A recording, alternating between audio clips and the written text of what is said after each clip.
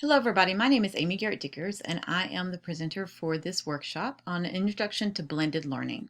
You can see my name and email address there. You can feel free to email me if you have any questions or comments or would like some more information. I also wanted to let you know that there is a Ask Your Question forum in the Canvas site, so if there's specific questions about the professional development, you can always post those there and then we can continue the conversation. Just to give you a little bit of an overview of the professional development and this workshop and this presentation specifically, the content is the guiding principles for blended learning using NC-DPI's definition and others. I'm going to also give you some interesting context around the different blended learning models, and there are quite a few of those. DPI's guide mentions several. We'll talk about those, and I will direct you to some videos that you can watch after this presentation to get more information about different types of blended learning. You'll be engaging in multiple activities during the workshop. You'll be watching this presentation, of course, and then you'll find that I have split this presentation into 3 parts because I will pause and ask you to go to the course Padlet in the presentation and reflect and give some specific thoughts that you have in the Padlet. So that you'll see those opportunities to pause and reflect in the Padlet. Again, after the presentations and you review the presentations, the other materials that are provided for you in Canvas is a list of videos for those different models that shows you some of them in action and gives you more insight and detail into some of them. There's also a list of 3 other resources that I consider to be kind of either foundational or further explanatory around blended learning models. And then once you've reviewed those videos and those resources, there's a reflection question post in a Canvas discussion board. And then one opportunity where I want you to really start thinking about, with your understanding of blended learning and the developing more nuances in that understanding, pulling together some resources, some examples, and sharing those with your peers. And we'll do that in the Padlet as well.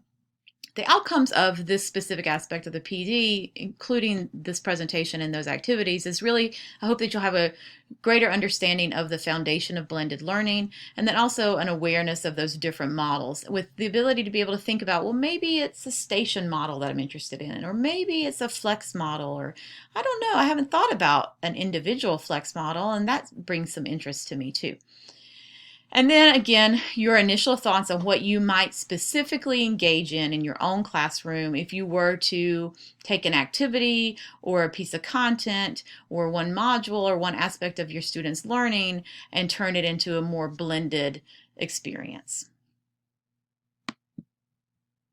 So we'll start with the very first guiding principle listed in the document from NC-DPI, the principles for blended learning, which is really actually the essential definition of blended learning. Clayton Christensen, and I have linked to his research, his explanation in the Canvas site, is really who we think of in the field of research regarding blended learning as the person who's kind of defined this and started the field moving forward with this idea of blended learning. And this is very close to his definition.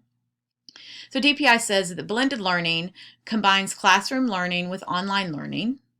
And that, of course, is essential. We're blending the face-to-face, the classroom, with the online, with some technology, with some tools, in which students influence the time, the pace, and the place of their learning. And that is really what's key in understanding blended learning. It is that it puts the choice, the influence, the onus on the students, and we are encouraging them and helping them actually influence their own learning and make those choices for themselves.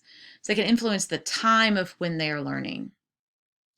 So blended learning gives you that opportunity to be able to pick and choose among, stations, for example, or a variety of activities. And you can do one at one point in time and then move to the next and move to the next. You don't necessarily have to work on math from 8:15 to 8:40. The pace of their learning. So as students, of course, we know that some of them go through and get through and demonstrate mastery of certain concepts quicker than others.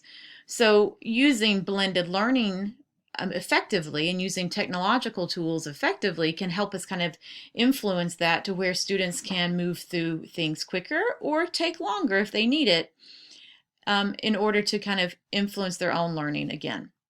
And then place. As we know, when we have what we have been doing with remote learning, our students are doing their online learning work in many different locations. They may be at home, they may be at the library, or when in the building, when we're in the building, they may be in the library, they may be at grandma's house, maybe they be at the community center, they might be at after school activities or clubs, they may be in a variety of different places where they're learning. Even in their own houses, they may be in different places. They may be learning in their bedrooms, they may be learning at the kitchen table, they may be learning on the front porch, they may be learning in the backyard. So there may be many different places where they're engaging in the learning. But again, what's key to this definition is that it's the combination of classroom learning and online learning. And there's really no one formula as to how much classroom, how much online. Is it 50-50, 25-75, 75-25? There really is not an exact science as to exactly what is the right amount of any of these aspects of learning. That's the first part. And the second part is this understanding that it's the students who get to influence their time, their pace, and their place. So this is our first opportunity to pause and to think about these ideas for your specific context, for your students, for your schools. So I'm going to ask you to pause the reflection or pause the presentation, stop the presentation, go to the Padlet. You can click on the link here or go through the Canvas site. Take 5 to 10 minutes or so to go into that Padlet and really think about those questions for time and pace and place. What does that mean for your specific students? When you're done with the Padlet, then come back to the Canvas site and then you can access presentation part 2.